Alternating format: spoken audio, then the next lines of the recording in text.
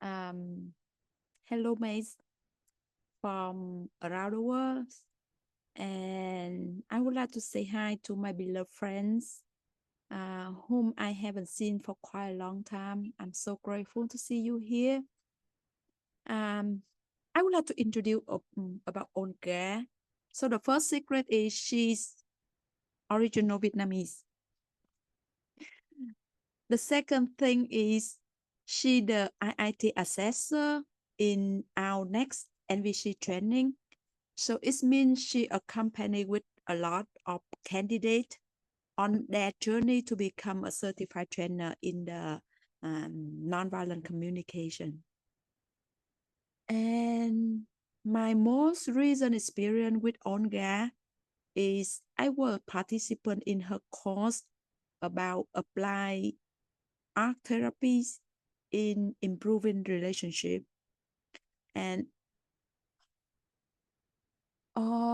I must say that it's really significant for me in terms of I can understand how the unmet need in the childhood impact our neural system and its impact to the adult life, and how we can use art a therapeutic methodology to end another safety relationship. A safe relationship can heal the pain. It's really meaningful for me. Yeah, thank you very much. That's my experience about Olga. So now I want to pass to Olga. May you introduce to the community one thing you want the community know about you. And I hope that that is something you haven't told on what we translated. Thank you so much. Did you tell everyone that I have very little Vietnamese? It's very bad. So I'm very grateful for the interpreters. Oh, you're so kind, but that's the case.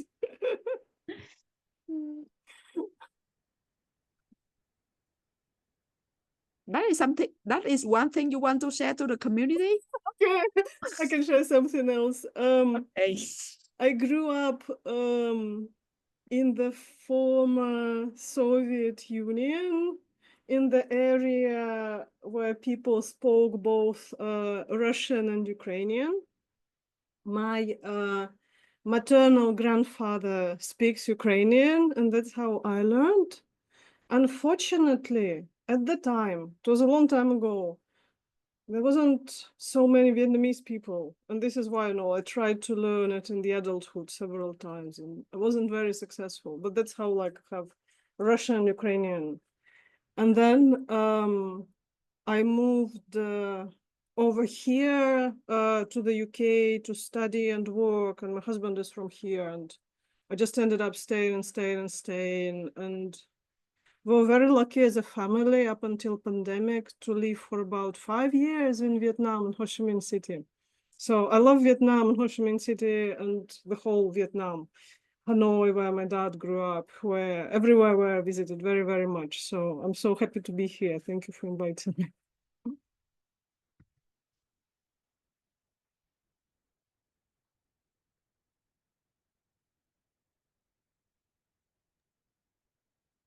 So thank you, Olga. So Khang, guess that I passed to Olga for her presentation. Yes. Thank you. I'll share some slides with you, just so that it's a bit more structured.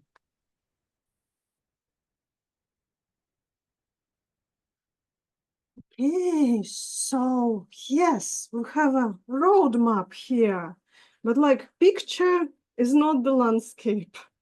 So whatever you hear, take it if it helps you as a map. But if your road is different, adjust the map, please.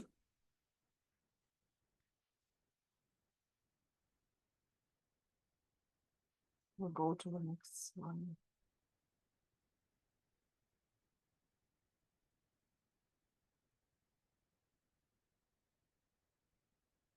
Well, that's our plan. We already said it. I just say a few things, and then I'll answer some questions that we received in writing. And then we'll have more time for the questions that you haven't sent in writing.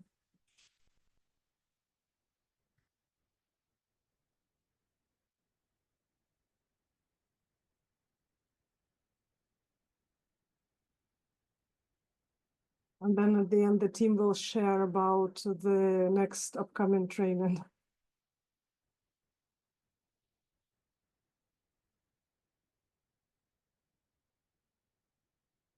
Okay.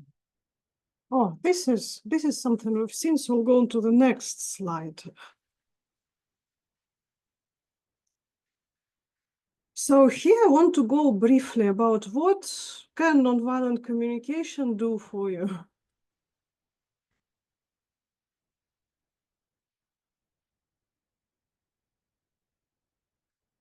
So some of you might be students, or maybe also some of you came here because you have children in your life who you care about. Maybe you're a parent, or you have nephews, nieces, or maybe some of you who are here watching it and recording maybe have grandchildren.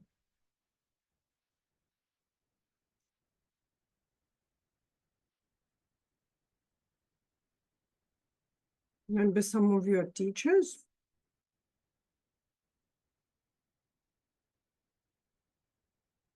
And maybe also we have some administrators or school directors here too, or you'll watch it in the recording.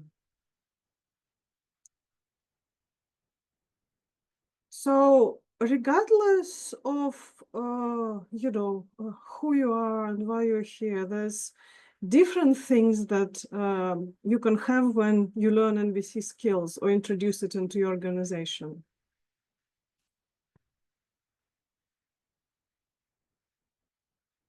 We'll see it in the next slide.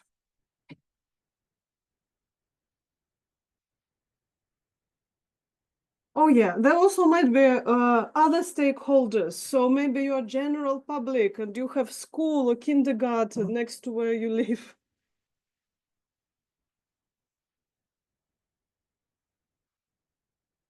Or maybe you're a funding body and you offer some scholarships and grants to schools or children. So maybe you work for an organization like that. So you might have other stakeholders.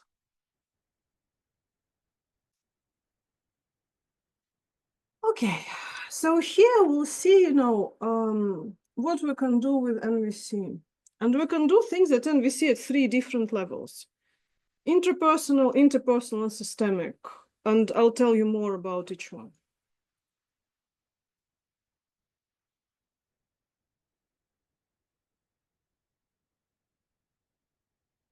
So basically, at intrapersonal level, for example, very often I have schools contacting me and saying like, oh, our teachers are so burnt out. There's so much stress. And especially it was the case during the pandemic when some schools had to shift onto online work.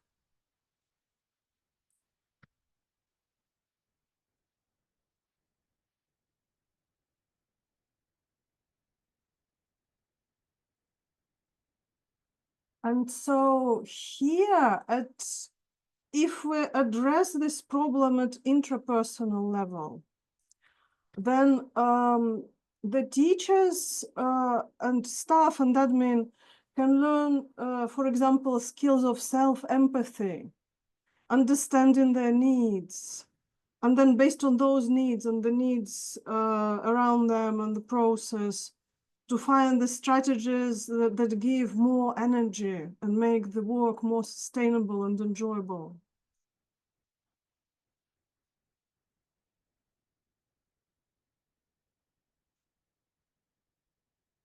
So for example, in a training, sorry, is everything okay? It is a little bit slowly compared to my Okay. pace. Yeah. Okay. But I just want to double check with you and Huyền. Yeah. So Huyền, is it okay for you if Olga move a little bit faster? I think it's okay, but just recently I got disconnected. So whenever you feel that my screen is frozen, please help me to back up translation. Okay, yep. Please. Thank you. So, Olga, I suggest you move a little bit faster. Okay, I will do. Thank you.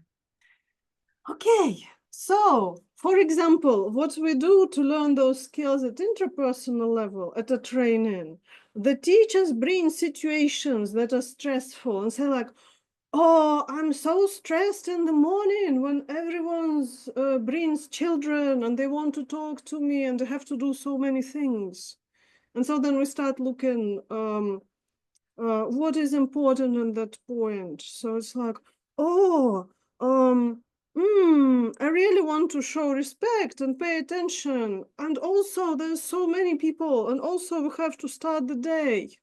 And then when I start, I'm frazzled. So it's like, oh, so do you want a bit more structure, predictability, rest for this part of your morning?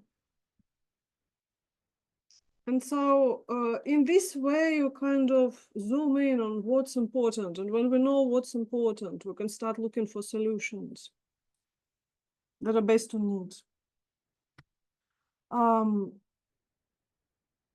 The other level is interpersonal level. And this is also the level for which I'm contacted very often. So school might contact me and might say like, oh, we have this conflict between teachers and it makes it really, really hard for everyone.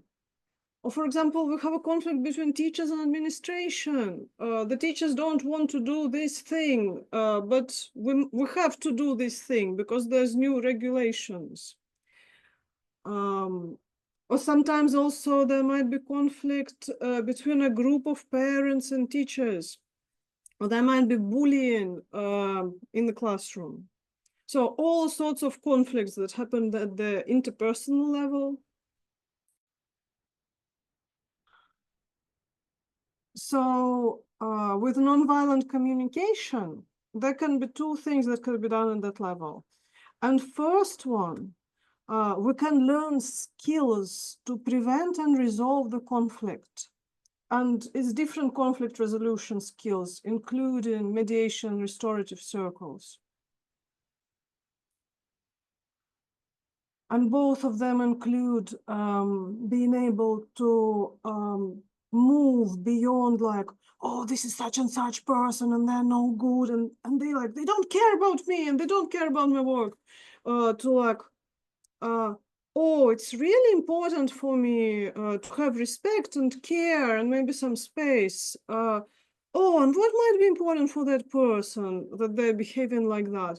Oh, I wonder if they also might be stressed or burnt out or something's happening for them. So kind of move on to the needs level, and at the needs level, the conflict can be resolved. And if there's still a conflict, then it means we're staying at the strategies or solutions level. And we don't include enough of the needs into the solutions.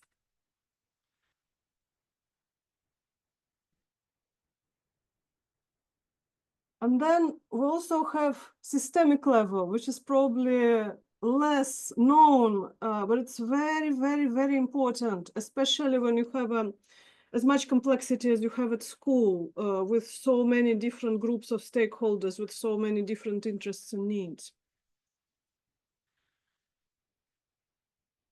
So at the systemic level, we can look at organization as a whole and its needs. So why is this school here?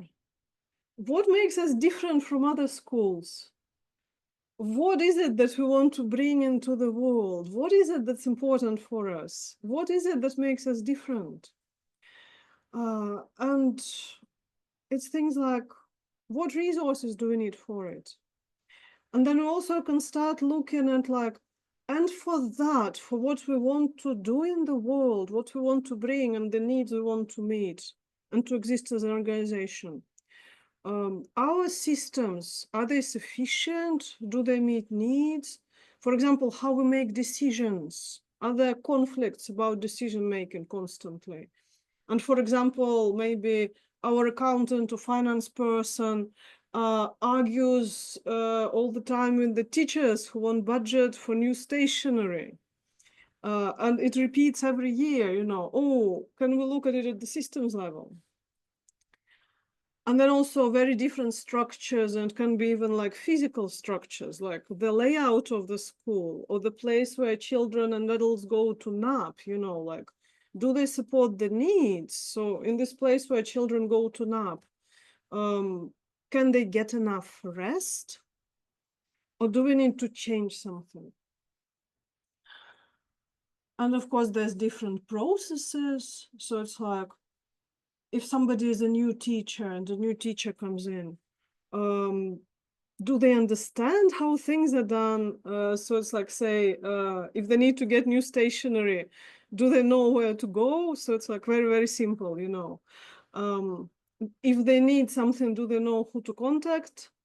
So it's like processes can be written and unwritten, and are they clear enough? Do they support overall us as a whole, as a community, as an organization? So at this level, we'll look at needs of different stakeholders. Are they taken into account? So it might be, for example, that we might be a small independent school, and we might have the complaints from the neighbors saying like, oh, the children are so noisy, or like some balls are flying out into our garden, or something like that, you know. So it might be something like that.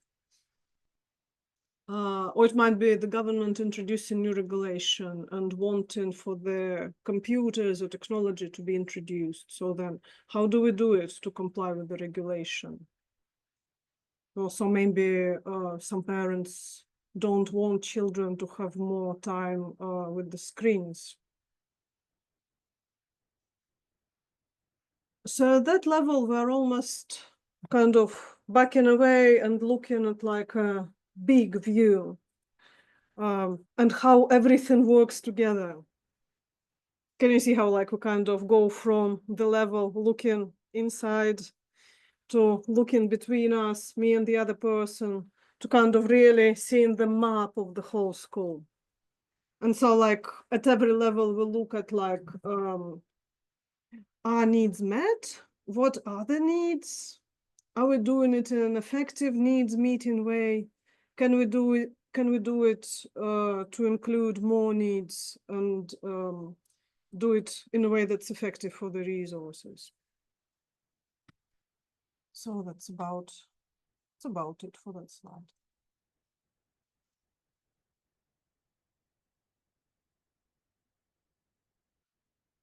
Yes, so this is a very short point, and it really helps if you're like wanting to implement NVC in the whole organization. It's important to have balance between those three levels. So say if we just work at the interpersonal level, so when I just started and didn't know about systemic level, and I do those wonderful trainings about self-empathy and empathy, and it would really work for the staff. But then, unfortunately, people would be like, oh, I'm stressed in this organization. Oh, and I've tried everything. And maybe like, oh, and there's so much repeated conflict. Okay, I'm going to quit. So that's not so good for the organization. So then I became aware of like, oh, systemic level is very important too.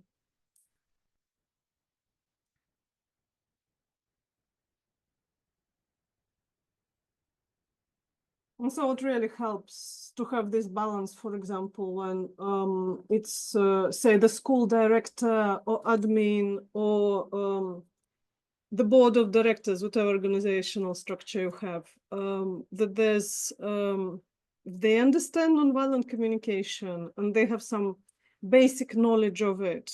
And then it means that we start with the systemic level. And they also have authorization to change systems and structures. Or for example, if it's a head of a department wants to make changes at the department level, it's also important that they understand nonviolent communication a little bit and the process, so there's a buy-in from them. And so that's how we start.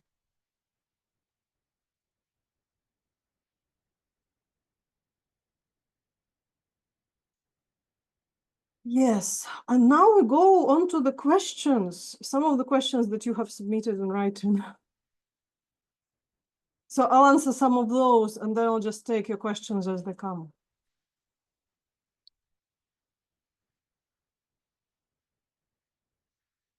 And this, mm-hmm. Oh, thank you so much, Han. Thank you. Mm-hmm.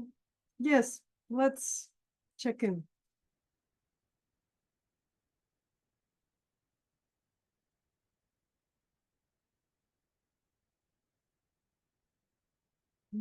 So happy to see the names and faces. And how are you doing? Does it make sense? Does anyone needs empathy?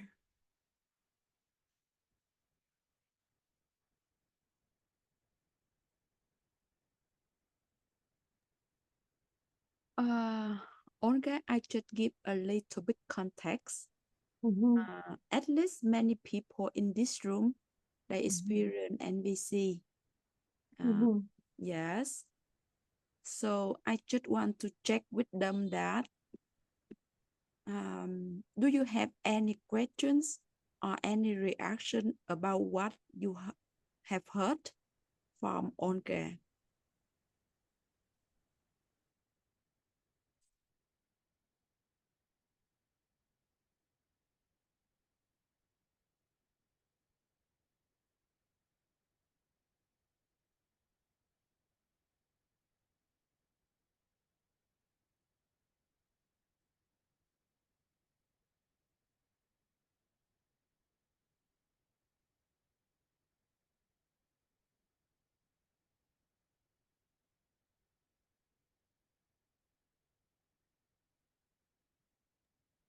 Thank you, Han. Hmm.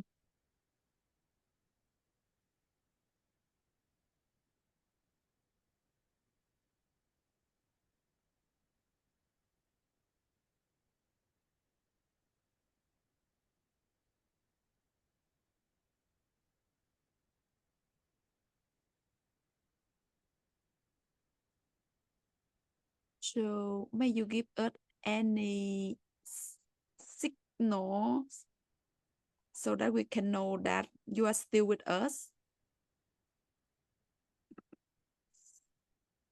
I can see some hearts. Thanks, Micklin.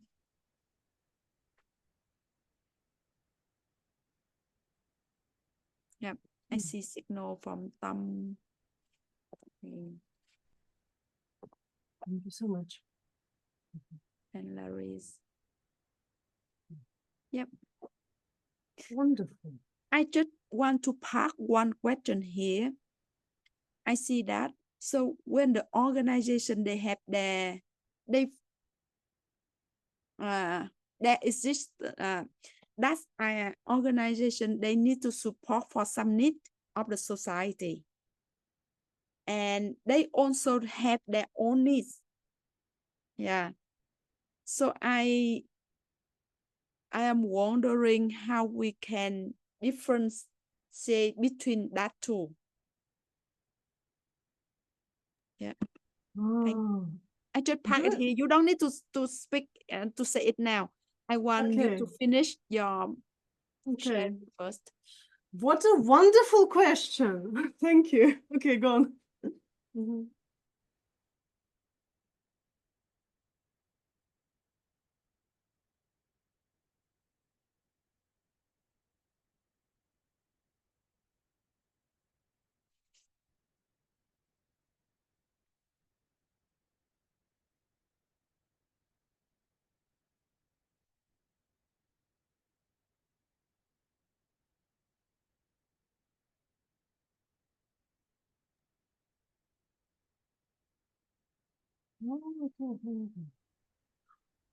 I guess what I do, if I'd be invited to look at it, I talk to the management and ask, so I'd ask them, say, what complaints or feedback they have from the staff. For example, somebody might say, you haven't shared it, you left me in the dark, or like, it really affects me, and I didn't know until it happened. And so it might be like one person, two people, many people. It might be one-off or every week. So I'd want to have like those observations. We have observations in nonviolent communication. What happened with whom, when, how often. So that would be like the first place to start. And then the second place would be, I'd also talk to the teachers and staff and ask, so, okay, so it's like, what information do you get? What are you happy with? What is enough?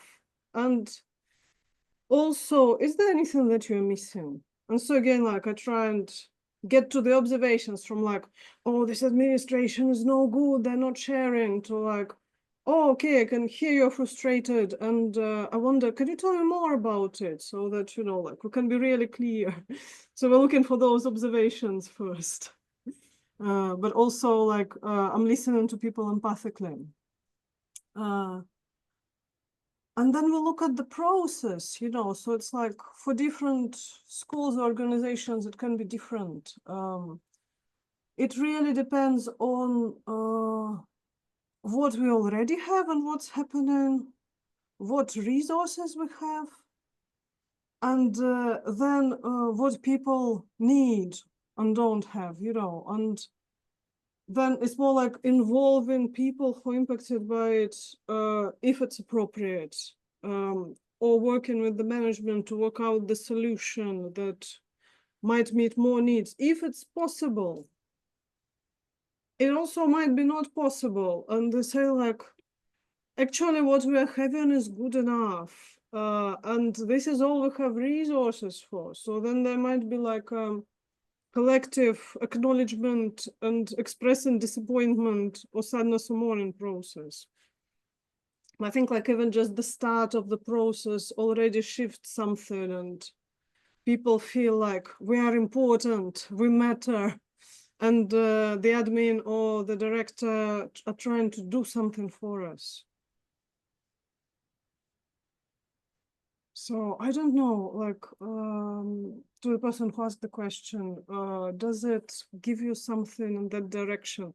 Am I answering your question, or was it something different that you're hoping for?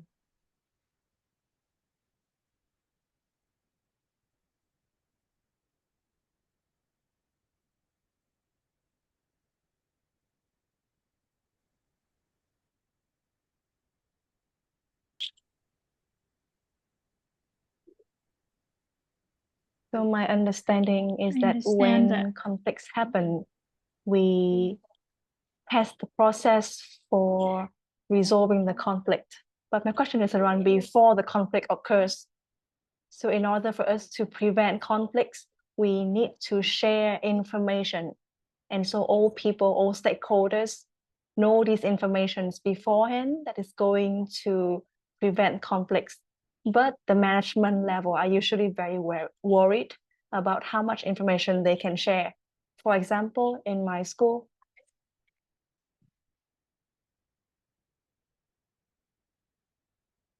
maybe the school management has a lot of concerns or fears around sharing information to teachers and staff.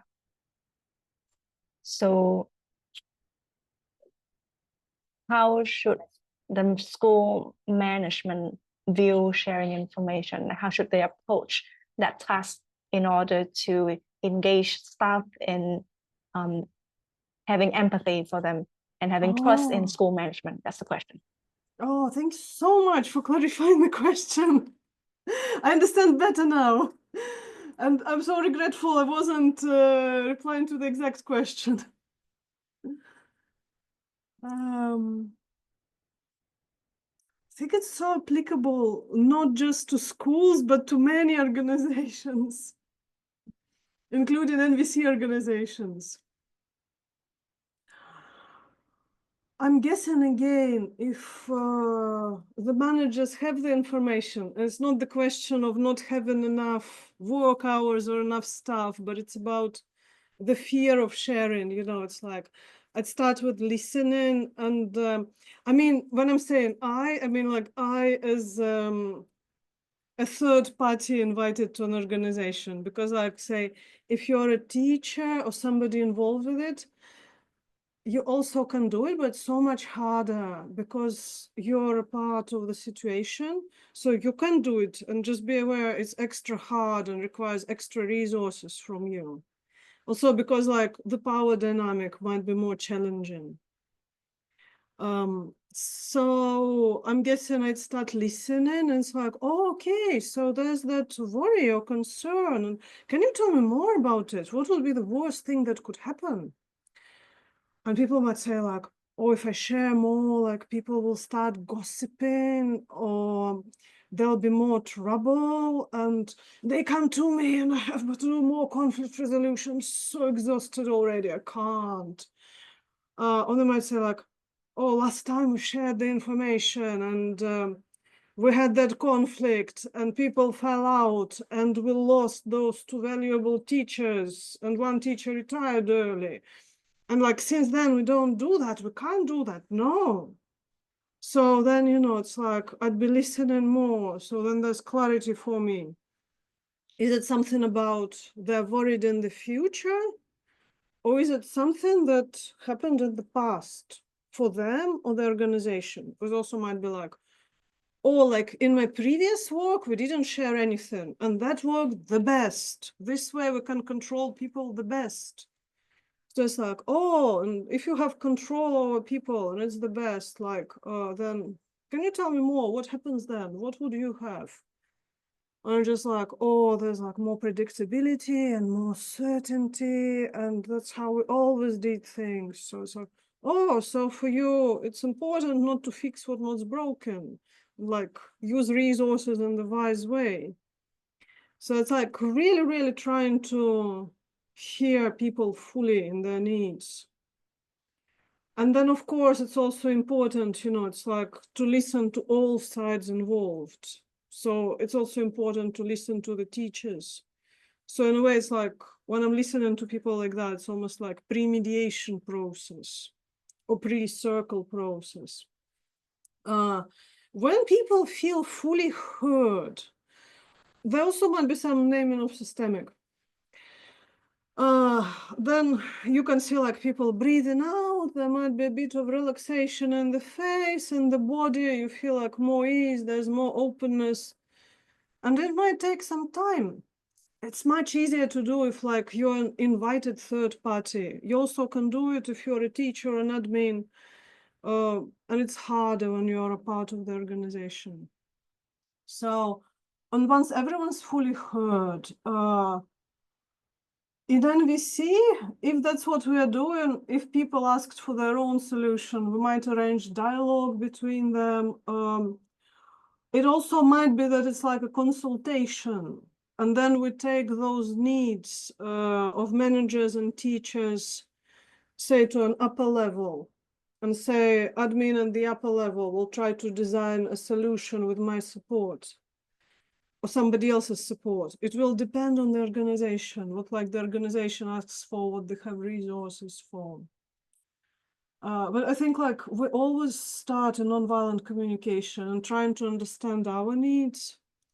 When we feel understood and supported, we have space to hear other people's needs.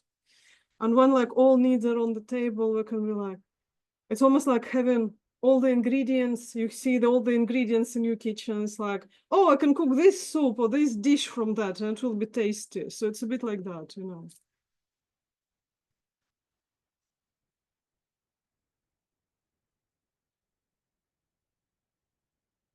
I want to acknowledge what a difficult situation it might be, because for us as human beings, having information maybe helps our bodies to settle, we have more certainty, predictability, might have more choice.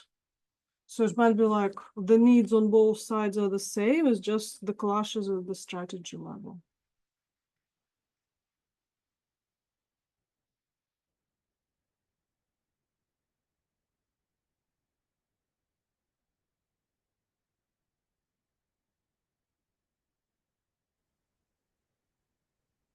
Oh, great, great. Okay, wonderful. Thank you so much. Oh, I'm so glad. Thank you. Okay.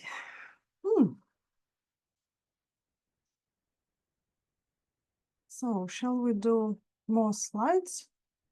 Then take more questions.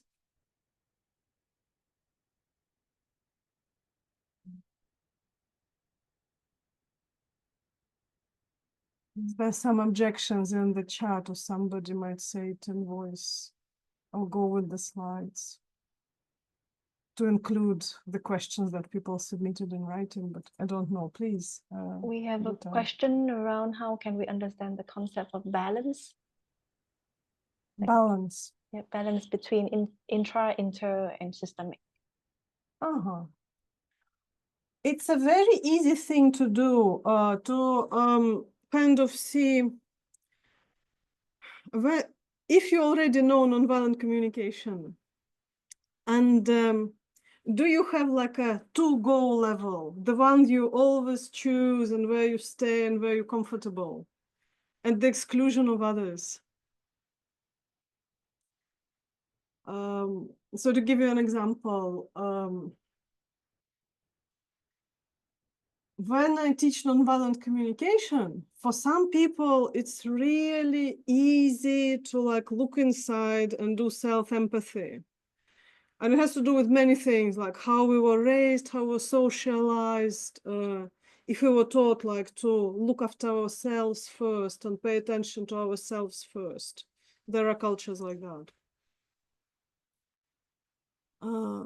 So yeah, then like I'd be really comfortable staying at the intrapersonal level and self-empathy. I might feel reluctant to go to dialogue or empathy, or even like, oh, looking at systemic is so hard. Like I'm happy inside myself.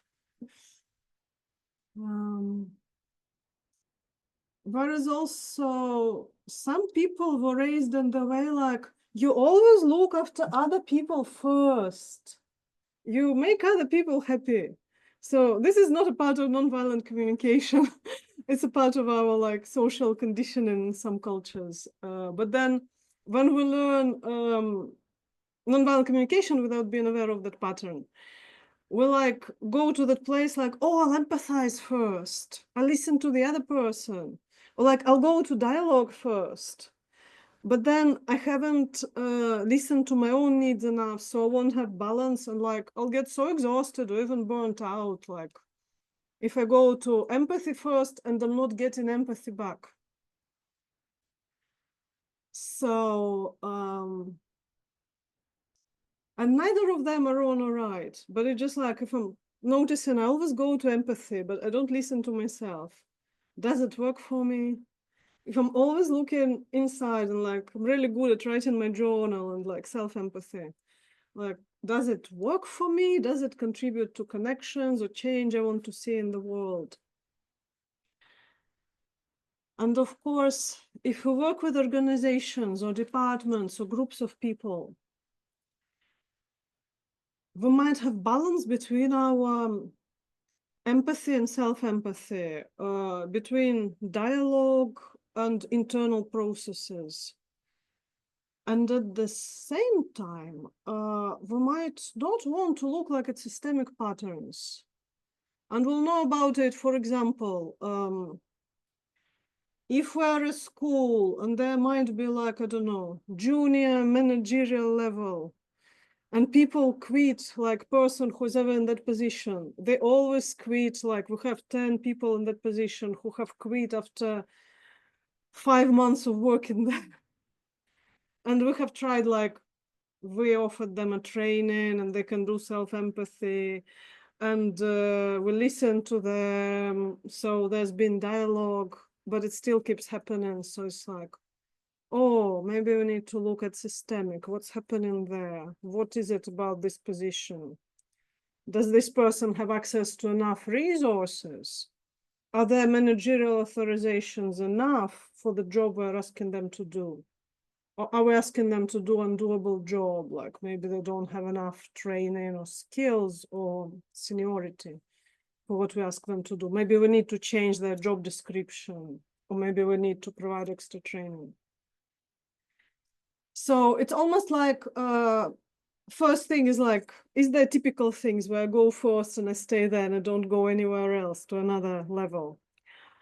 And the second thing is like, in the way that I'm doing things, does it work for me and does it work for the group, department, organization that I'm working with?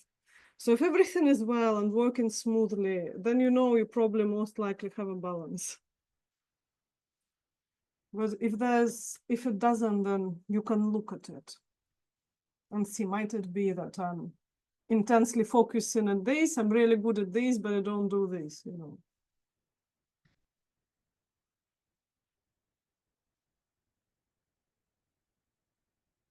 So almost like, you know, the balance between strength and flexibility. So some people are really good at lifting a lot of weight, but find it's hard to stretch. And other people are really stretchy, but then can't lift a lot of weight. So it's almost like for the body to be unbalanced, we need this balance between strength and flexibility, if you want a metaphor. So it's a bit like that.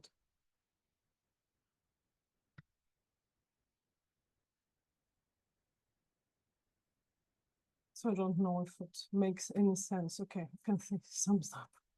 Thank you for asking.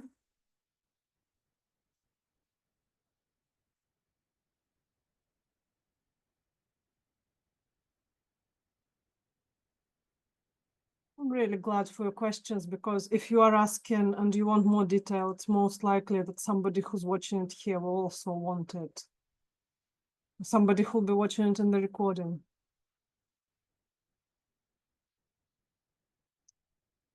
Okay. So shall we go to slides? Are there any more questions?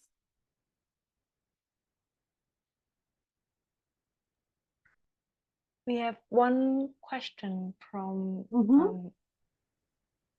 okay, the person asked me to keep them as anonymous, but sure, basically it's around how a lot of school administrations want teachers to learn new skill sets, but teachers are already burned out. So what to do about this? Maybe this link to your slide. I have it in the slides. And the next slide is about burnout. And then there's that question. Oh, thank you so much for repeating it. Okay, then I'll definitely go to slides. Okay, just bear with me. Okay. So first we'll start with prevention and recovery from burnout.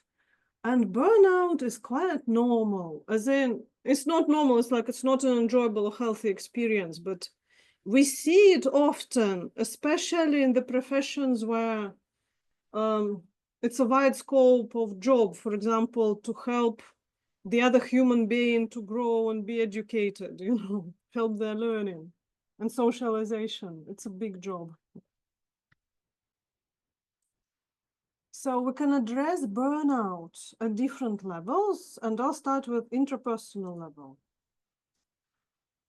So at interpersonal level, to increase our resilience to stress, we can learn self-empathy. And when I pause during the day, or I start the day with self-empathy and ask myself like, oh wow, today might be a stressful day. And so it's like, what do I need? And how do I feel? I feel a bit anxious. Oh, maybe I need support, and I need more support. What can I do? Maybe at the start of my nap break, I can text with my empathy buddy and receive some empathy via text. And that gives me more energy and helps me to do more tasks and keep on top of my work. So that's one thing that we can do. The other thing we can do, like, okay, we're so burnt out, we feel disgusted at learning new skills. We can't, it's already too much. No, the brain doesn't work anymore. We can actually receive NVC support to recover from burnout. So sometimes the organization might ask me to come in and work with, for example, managers or teachers and offer them like an hour of empathic support a week or half an hour, couple of times a week. Well, like They can listen, they can talk, I will listen non-judgmentally, I will reflect back their needs. And they might notice they have more energy. And they might reconnect with why they're doing it, or what their next step is to feel better. So that's another thing, like you can ask for external support. And that's why, for example, places like intensive training or NVC trainings are so valuable, because you can meet people who you exchange empathy with. And they're outside of your organization. So that's really a big lifeline for a lot of people. And then another thing is where we can learn and practice depth work in NVC to free ourselves from personal patterns that lead to burnout. So this is something that I teach and many of my colleagues teach. And the patterns, for example, might be so-called unconscious contracts, which might sound like, I solemnly swear not to rest, not to breathe, and not to sit down until everyone around me is happy and harmonious, no matter the cost to myself and other people. And it might be a bit of an impossible task when you have a class of like 40 or 50 really young children who might be like 6 or 7 years old. But if we have this pattern, well, then we really try to do it, and that leads to us not being able to do anything. So then, like, there's ways to work with it. I teach this process. Some of you might have learned it from me already and might be sharing it. So, yeah, it's just like a brief mention. It could be like the whole 2-day workshop, but I hope also to share it at the intensive. And there might be some folks who already sharing it in Vietnam. So yeah, that's the intrapersonal level. We'll go on to the next one. So yeah, at the interpersonal level, sometimes we see that burnout arises from like very stressful work relationships. Like I come into organizations and say like, oh, this person always finds a conflict, or like this person always gossips, and that makes me so exhausted. They say things that are not true about me. And so we look at those things, you know, and just like we look at, how can we shift from those not life-serving ways to communicate to more life-affirming ways to connect and meet needs, you know. So at interpersonal level, it can be NVC dialogue skills, and it also might be conflict resolution, especially when the burnout has to do with the conflict. It really helps to bring in outside facilitators who will support people to go through the conflict without doing an impossible task of learning those skills when they're already burnt out. So that's like a couple of things we can do at that level. And of course, it's all the support. You might have some support in your organization already. You might have like a work buddy that's good at listening to you without knowing any NVC. Or you might have lots of sources of support in your circle of friends or professional community or something you're studying, you know. So again, when we look at it at an interpersonal level, we can find extra levels and sources of support here. Yeah. I think also, if we notice a lot of burnout and cycles of it, like new staff being hired, getting burnout, quitting, and then it repeats again, new staff gets hired, in 6 months or a year, they burn out and they quit. Or what we also have seen at schools, a lot of people really experienced a lot of burnout since the pandemic, and they haven't recovered since. So, you know, like the things we can do at systemic level, we can observe the systems, like say, I come into organization, I'll map out existing systems and processes, and I'll see what needs the organization has, the departments have, people have, stakeholders have, you know. Do those systems contribute? Are they effective use of the resources? some needs they don't meet? Or can we do it also with more effective use of the resources? Also, often there's burnout when somebody gets a task and this task is not doable at this level of skills or resources. So now, for example, in the UK, children go to school at 4 years old, and the teachers, before the pandemic, the teachers were trained for those children to have some interpersonal skills and to be able like to listen, to eat with fork and spoon, to bear some frustration. And now teachers notice that children at 4 years old might come, they might scream instead of being able to say what's going on. They might bite teachers or other students. They might not be able to use the toilet. So then like, it's almost like at that level, the teachers are not trained to deal with this consequence of pandemic in the UK. Because it's like the early development specialist training that's needed, and there's not enough early development specialists.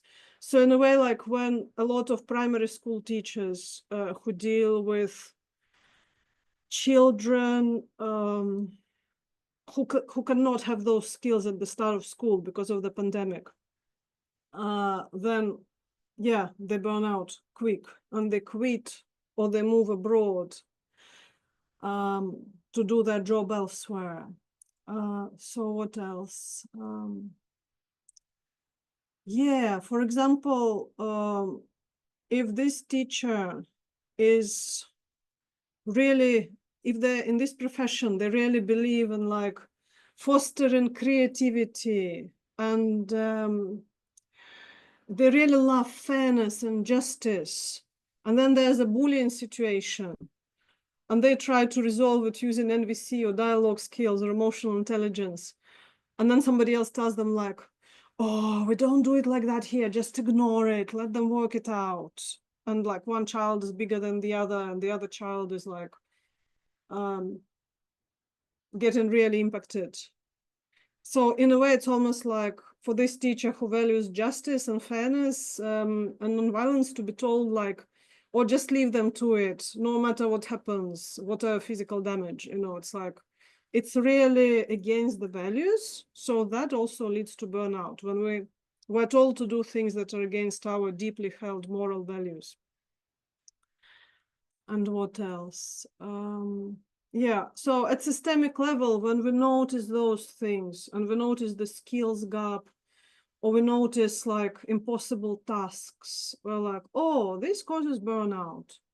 So like then my job as a third party facilitator or consultant is to communicate it, to listen to the feedback. It's like, oh, we always did it like that. And oh, I went to school like that and never did anything bad to me, and things like that, you know, and like engage with it, listen empathically, and move towards common solutions. So yeah, so basically, you know, there's a wide range of things that we can do. Sometimes organizations, I had a couple of schools who worked with me long term, over a year or more, to really transform the communication culture within school, and like they also involve the parents. And this kind of long-term work really leads to the transformation. And for some other schools, like they sent enough teachers and key workers for facilitated training. So in a way, like then they had the in-house facilitators who also received supervision from me throughout a year. So then that also led to the transformation. So yeah, transformation and systemic level work can be kind of a longer term thing. So let me check, is it the last slide about burnout? Yeah, okay, I'll stop sharing. And this is just like a part of that answer to the question. There'll be more, but like somebody also asks about burnout, and I imagine it's we see it often in different like helping professions and education, and in different areas of work and life where, you know, there's big goals or socially significant goals or large scale of change that you're affecting. So yeah, I'll just wait for any reactions or questions, especially if it was part of your question or your question. Maybe I wasn't answering exactly what you asked.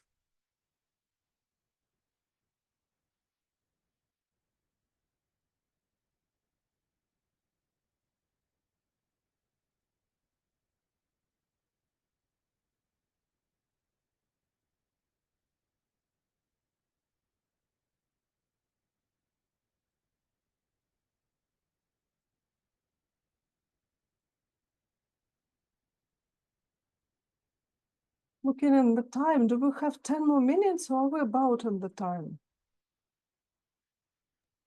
We can have another 15 minutes, it's fine. Okay, okay. Then I probably can get to the end of that question. Go back to it now. Okay. Yeah, I just want to acknowledge, you know, it's like that burnout is such a complex thing. It can affect our mental health, emotional health, but also even our physical health. And I think harder your job as a teacher, for example, if you deal with a lot of kids with special needs, and also more difficult and complex your life situation, you know, like that's like risk factors for burnout. And of course, like pandemic was a big risk factor for all of us and a big stressor. So yeah, it might be a heavy topic for a lot of us, this one, or for people who you work with. So I'll go through this. I'll just leaf through it. I want to continue in the question. But yeah, you can see, you have seen from before how like NVC, we can apply students, teachers, admin, or stakeholders for crisis management, for building the system. But also this is a bit like, you know, your question about society, you know. So it's almost like aligning our school culture with long-term values and goals, including maybe the values and goals of the society. Yeah, but to go back to it, like just let me, here you go, here's the burnout question. So yeah, it's also outside of the burnout. The teachers might say like, oh, there's way too much already. Empathizing with students, what else do you want me to do? Or they might be very polite and like, but then like they don't turn up for the training. If you make them go to the training, or they know there'd be consequences for not going, like people might sit there, but they will not engage. They'll scroll on their phone or check for social media or make small talk, but they will not be engaged in the training. So then like we really want to look at questions, you know, like that we ask when there is burnout. So go back to previous slides, you know, like, are there impossible tasks? Are what we are asking teachers to do and how we're asking them to do it, is it really contrary to their deeply held moral values? Yeah, and we'll also look at teachers' access to resources. Do the teachers do they have necessary skills? Are there enough teachers and teaching assistants to manage that number of students? Including students who need extra support because they might have like extra learning needs, they might have disabilities, whatever it is, you know, whatever I call it, special educational needs. And then, of course, you know, it starts with listening and empathizing, like, wow, it sounds like you're really exhausted. It sounds like when you imagine that you have to change, finding this energy from somewhere else to do this extra thing, is it like almost all the energy drains out of you and you can't go another step further? And I'll notice, you know, within them there's visible relaxation. They might say like, yes, it's like that. It's like, And they also asked me to do a lot of things, and it didn't help at all. And I can't see what's the point. It was like, oh, so it's really important to find the meaning of it. And I think with both burnout, but also like there's too much to do, you know, like sometimes we see this disconnection from the meaning or the person's long-term deeply held values.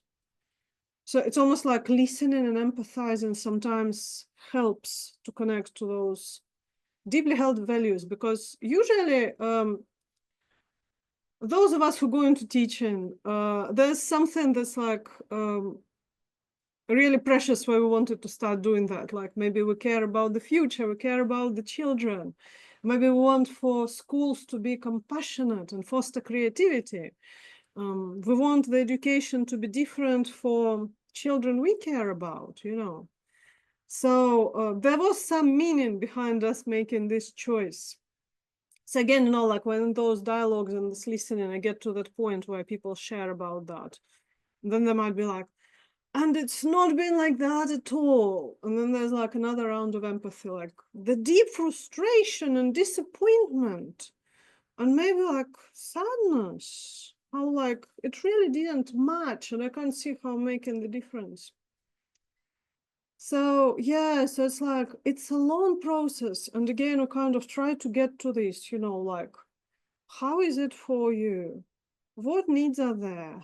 What are the important things you are doing? What extra resources are you needing? And it's much easier to get to the answers if we just listen empathically versus ask those questions. Asking those questions is a bit direct, and if people knew the answers, they'd already do it. So sometimes it's like a roundabout process to get to the answers through feelings and needs. And really, really listening. And I want to say it's much, much easier to do that kind of thing as like third-party facilitator who's not involved in an organization. Because like it's also possible for teacher or admin to listen to teacher or admin. And at the same time, like if I'm a part of this organization, I also have my job description. And I have my own process with the organization. So, you know, it's harder to put it aside and just listen without an outcome in mind, as we do in NVC. And of course, like in my experience, there is an outcome that serves needs. And yet when we're listening, to put it to one side makes it an easier process. Okay, so I think I'm done with this question, or at least like I'm done with the slides, but I don't know whether it answered your question a little bit. Maybe you can write to one of our wonderful team anonymously, yes or no. And if not, then you can clarify the question.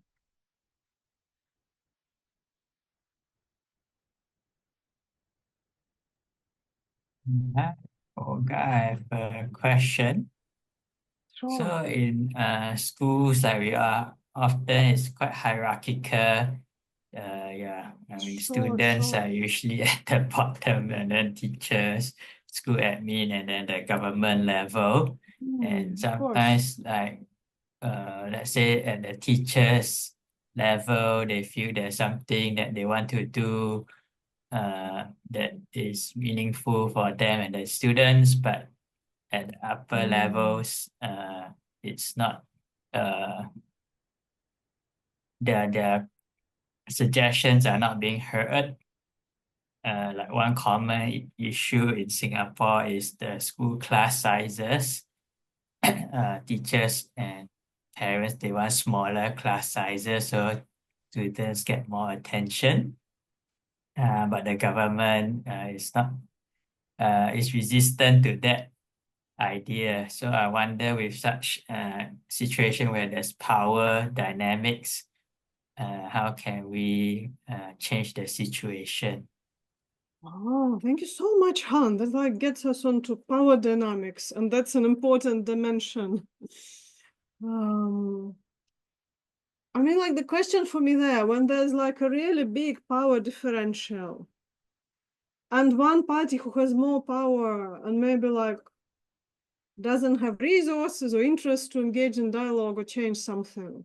So then the question is like, how can we make this power dynamic more equitable? Is there a way to do it? And depending on the culture in the country, people find all sorts of ways. So like in some countries, it might be like, okay, but a friend or a friend or a friend knows this person, and this person has children in that school, or like their children coming up to school age, they might be interested. Even like to change it at that school level, that might be a first step. So is there a way to have some kind of connection with them and like make that first step, open that door? And can we see, you know, like what the next step might be? In other countries, it might be not that kind of tall hierarchy situations. People see like, okay, what's like a equitable way to interest the folks in the dialogue, you know? So it's like, there might be a committee, they might ask, you know, like for some news articles, they might contact the journalists. It might not be doable in some countries. Also, it might be that, you know, so it's almost like, okay, I want this. And the power is so unequal. Oh, where can there be an opening for the power to be more equal so that the dialogue might happen? So it's almost for me like starting with this question, holding this question, keeping asking it, keeping talking to other people who share your hope, values, or intention, and seeing what turns up. And like, I really, really trust that we can keep asking this question. Something turns up and some kind of door opens. It might be very different from what we thought, but there will be some open at some point in my experience. So I don't know, Han, how is that to hear?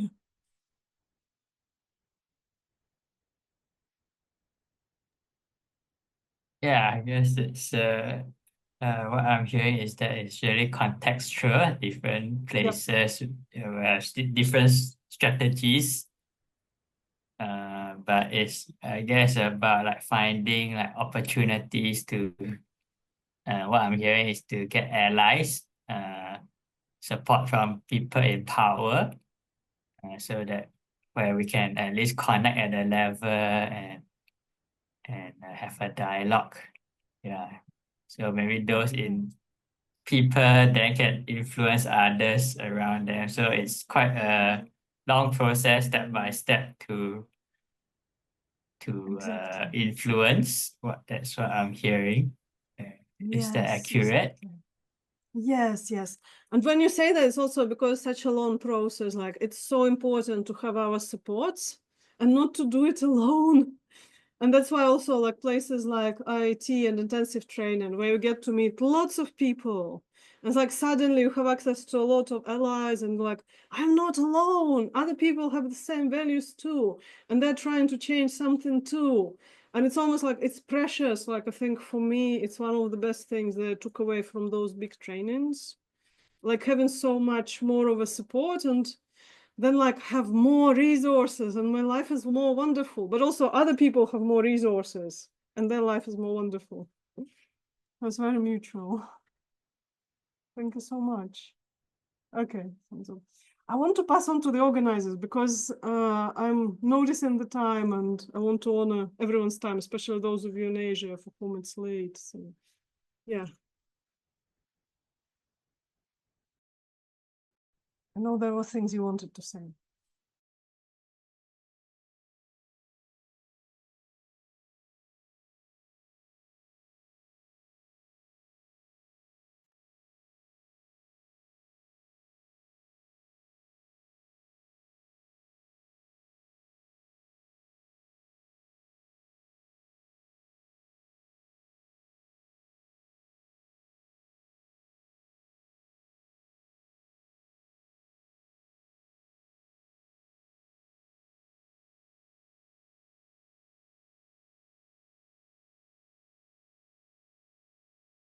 I have another questions.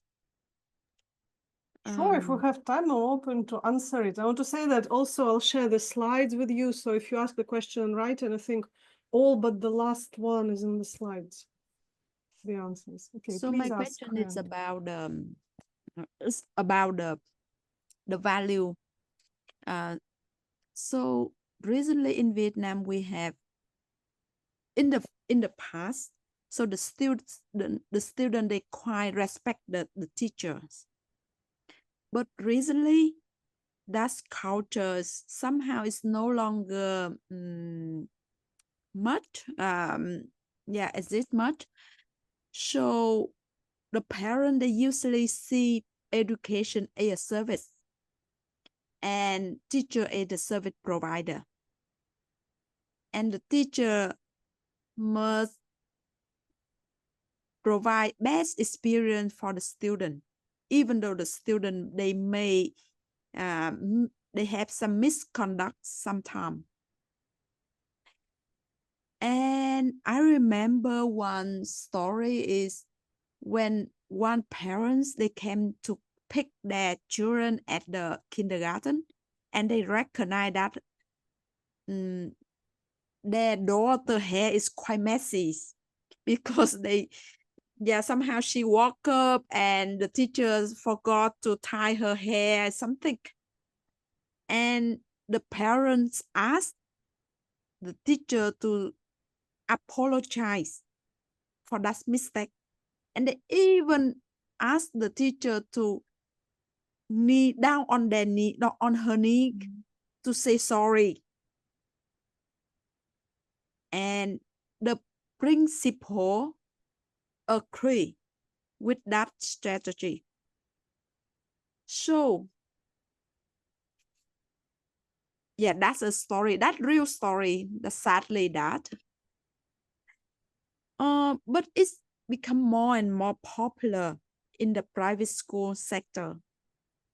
And yeah, I'm wondering, as a teacher, what conversation and to whom I talk to, so that it's not only about me, it's also about other teacher.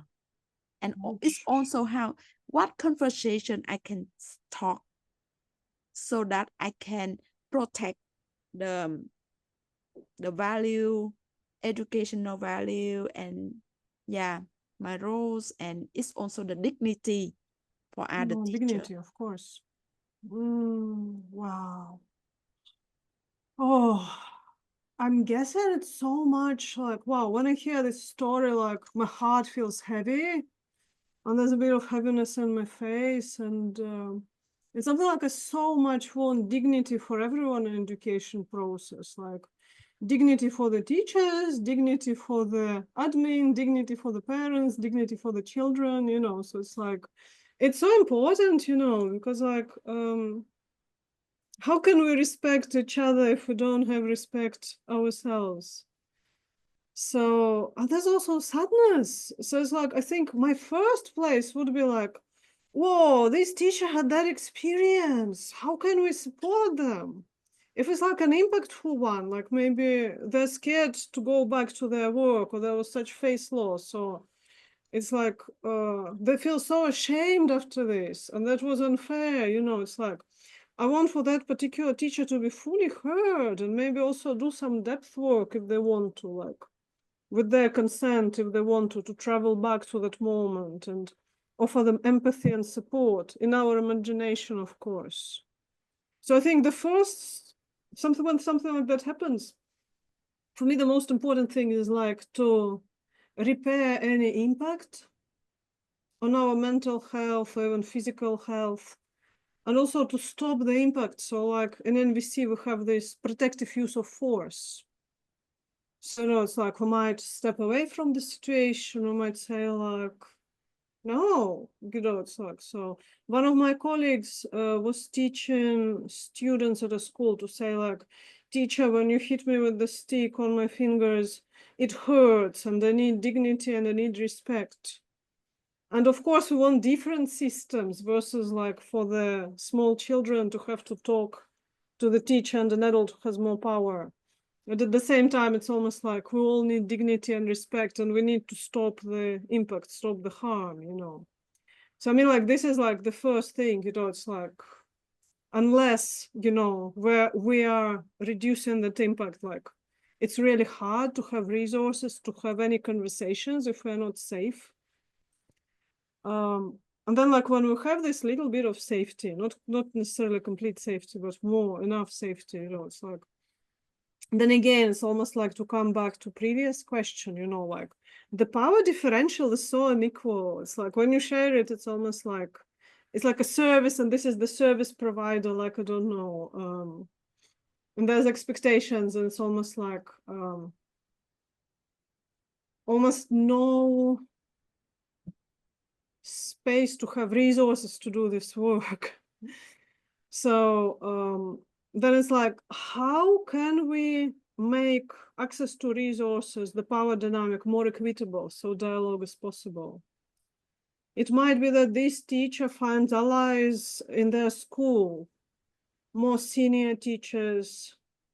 It might be that, I don't know, depending on your country, like here in the UK, we have different unions of teachers or professional organizations of teachers, which provide support. I don't know if you folks have it in Vietnam or whether they're helpful. But that can be a source of support even for dependent. I don't know whether it might be for the private sector.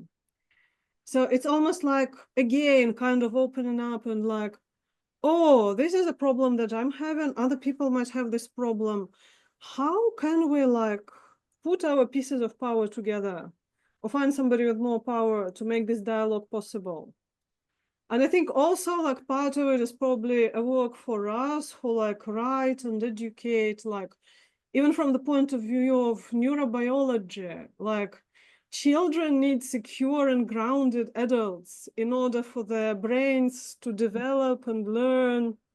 If the adult is not secure, but like scared or anxious, or almost like looking up to the child if the child is senior, they cannot help the child learn emotional regulation, and they cannot help the child learn.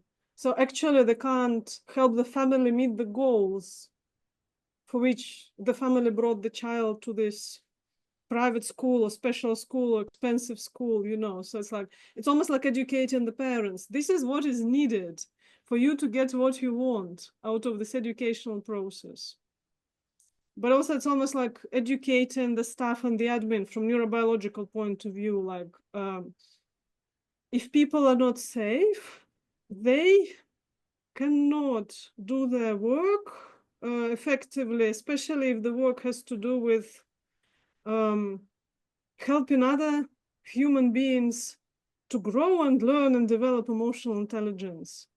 So it's almost like it's a big process where, you know, like again, intrapersonal, interpersonal, and systemic, and might be quite big systemic. It's almost like contributing to the culture that forms. And I don't know, Nguyen, how's that to hear? Yeah, I feel resonate with if a person feel not safe, they cannot fulfill their task in a good way, in a good manner. So that, yeah, understand that nature is really a core for parent to be kind with their children. Yeah. And I also learned that it's about the resources. We need alliance. We need resources. Thank you. Thank you so much. Just on to you. Pass it back onto the team. I have enough. I will put the talking piece back. Like just looking at the time, because like I don't want to overrun, and especially for those of you who come in late time. I know that you, the team, wanted to say a few words, and I wonder if it's like a good time for you to say that. It's up to you. You want to share anything? Do you want to share anything, Kang, about IIT?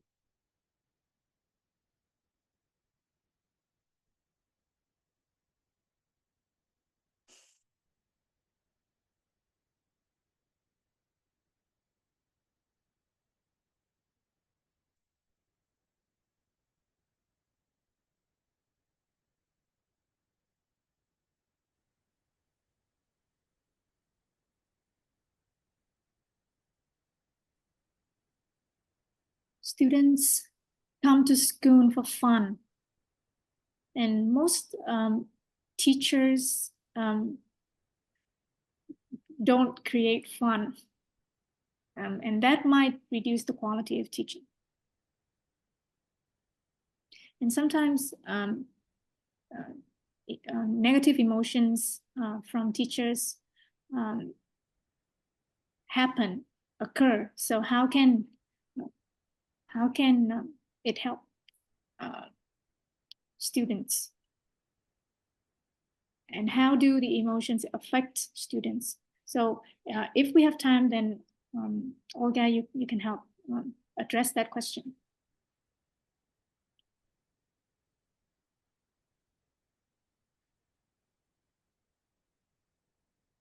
We'd like also to share that as teachers, we are caretakers, and we do have pressure from different levels, even upper levels and lower levels. So as the organizing team, our intention to organize IIT is to attract, to collect, to call all resources, to make things happen for people who really want to learn, can learn, and people who really want to teach, can live their teaching experience. Today, although we talk about systems, systematic levels, we might not be clear about the decision-making process. So we really want to know how to see different stakeholders as our partners. And our intention is to, through IIT, we really want to create a different future where people can have a different way to collaborate with each other, to utilize different resources, and to live the experience that we really want to live as students and as people who want to learn and people who want to teach. And our objective is not to make money, to earn money, but to make space for people who really want to learn, be able to learn. So please register. If you have financial challenges, difficulties, please let us know. Just register and let us know. We really hope that you have the experience of co-creating a future which we really want to live, to be alive in that future.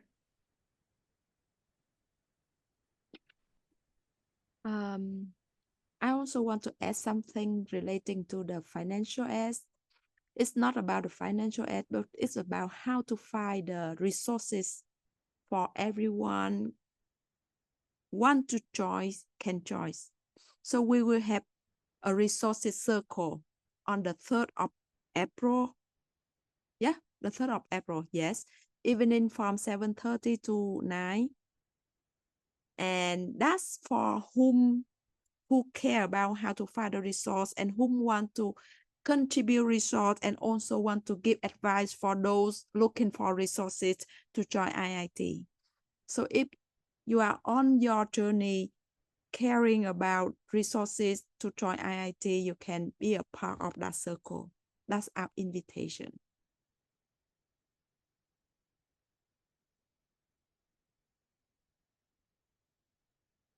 Thank you.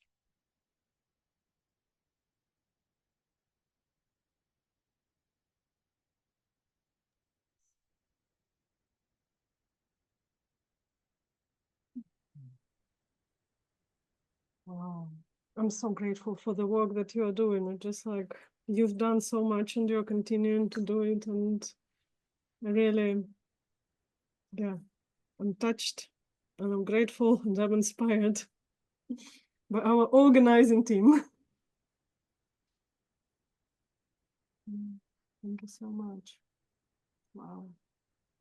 So grateful for the translation and interpreting. It's also a lot of work. So thank you so much for helping me be understood and us be understood.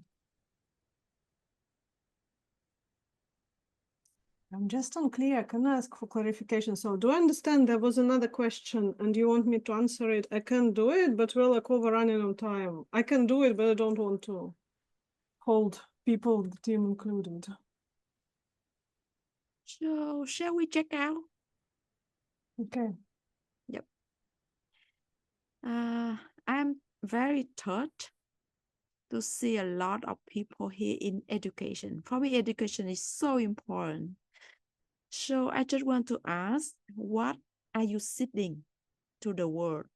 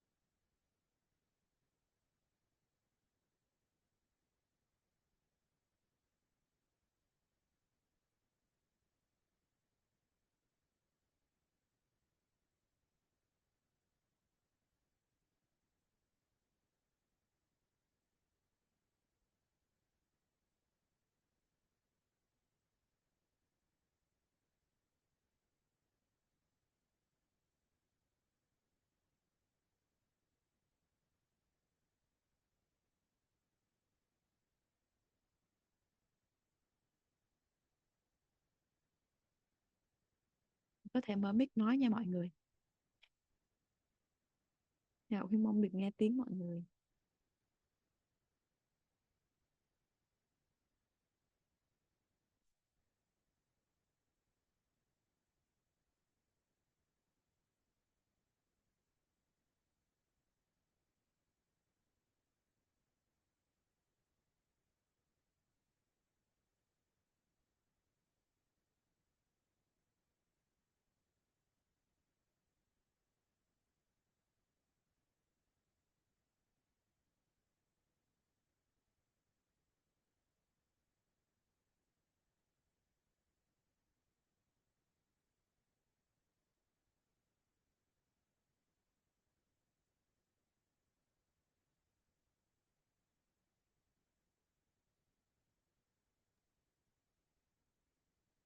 Well, I've seen everyone's checkouts.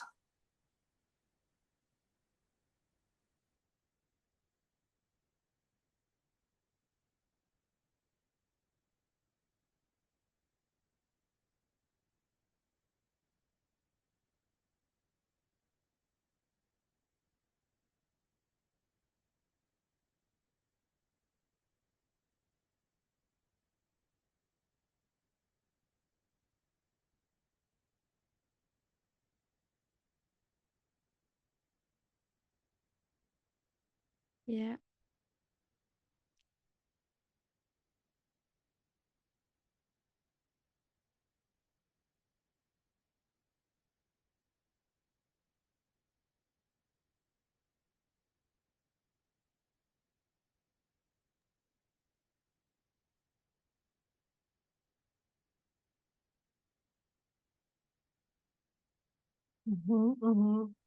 I can answer it.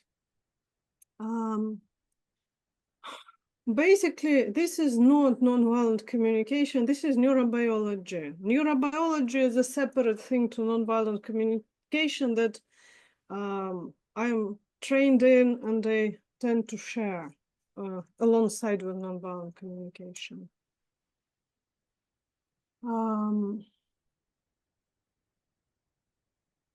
again, it's also something that I most likely will be sharing a little bit at the IIT, the International Intensive Training. We have this thing that is called limbic resonance. So basically,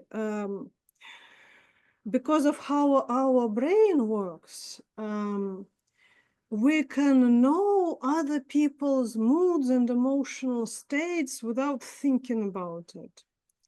So to give you an example, for example, you go into a movie theater and there's a sad movie and you know it's not real, it's a movie, and you know that's like not real people, they're actors, but like everyone's crying, or like you can hear like people like and you feel a bit sad and your eyes feel a bit tingly. Or maybe like you go to a scary zombie movie and suddenly like there's a zombie jumping out and you're like, oh, you know, like, and everyone's like, oh. So that's like limbic resonance, you know. Or if you've ever been in a crowd and the crowd is angry, or like there's passion, like football fans, and like there's a lot of passion, like I want my team to win, you know, and you're like also like, yes, there's like also limbic resonance, you know. So in a way, it's almost like a wave that takes us and carries us if we're not mindful of it. If we notice it happening to us, which we can as we learn about our emotions and feelings and needs and body sensations, then yeah, in a way, like we can get carried away by those like somebody else's emotions. And as human beings with nervous systems and brains, we really get influenced by other bodies and nervous systems. So especially with children, children's brains and nervous system get really influenced in contact with adults. So think about like good and kind adults in your life, or teachers you had who were caring, kind, and said you nice things, you know. In a way, it's almost like you learned from them to speak kindly to yourself. And that's how you have like self-empathy, for example, or you can look at yourself kindly. So because of this limbic resonance, our students can get really, you know, carried away by our moods.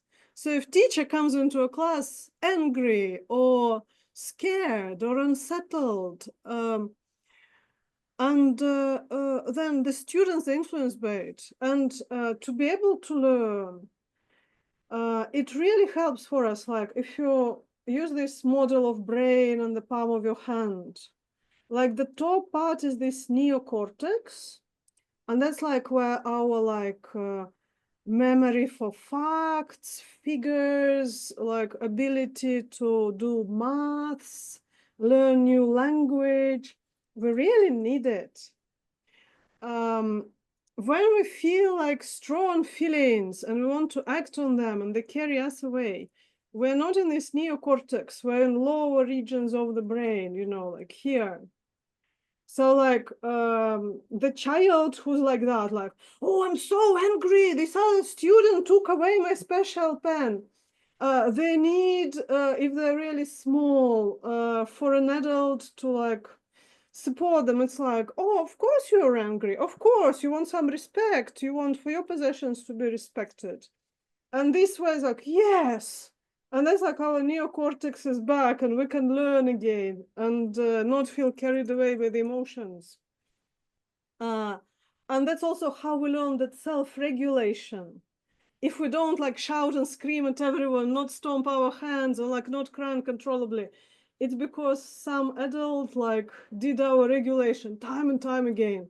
Hard work. I have 2 children, 20 years old and 15 years old. I'll tell you, hard work.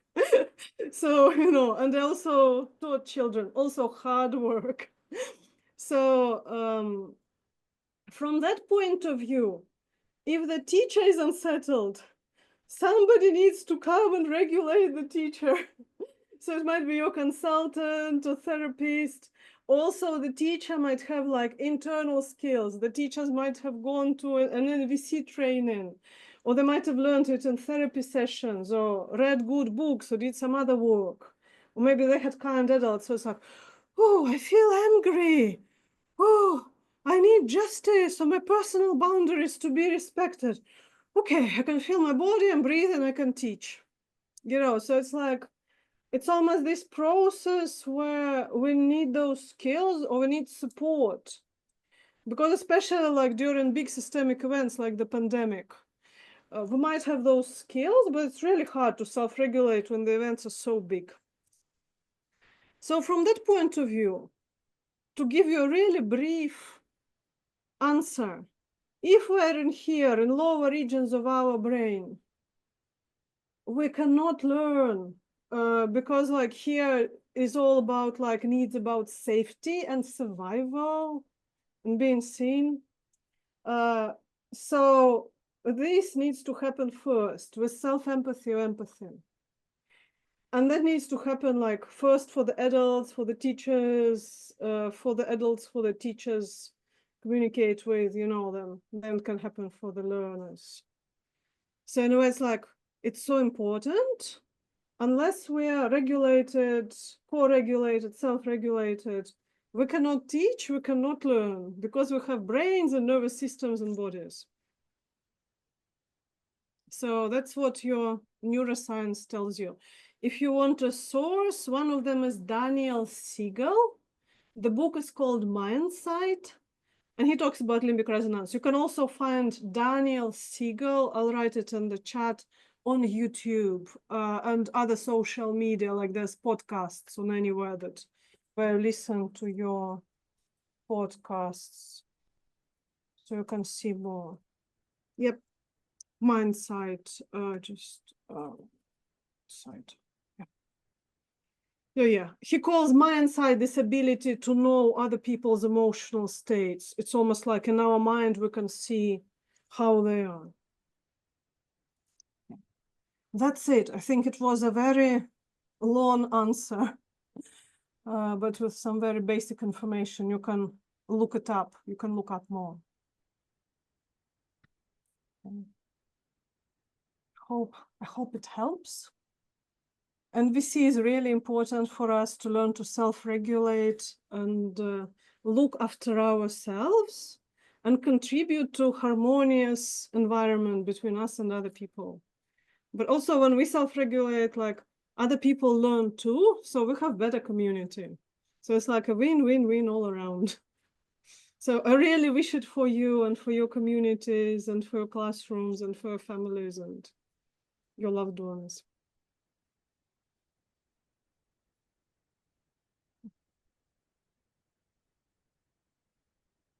That's me done. I hope it answers the question, whatever question it was.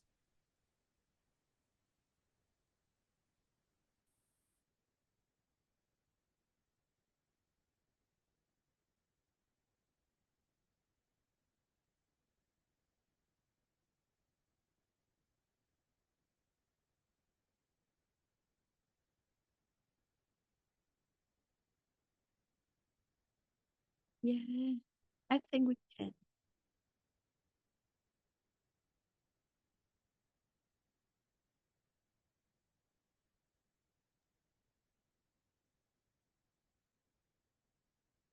Do you want a summary to this question? I tried to answer it and I can give a really brief summary and there'd also be a recording.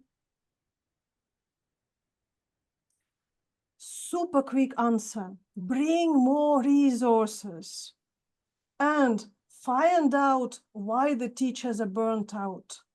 It's easier to do as an external person.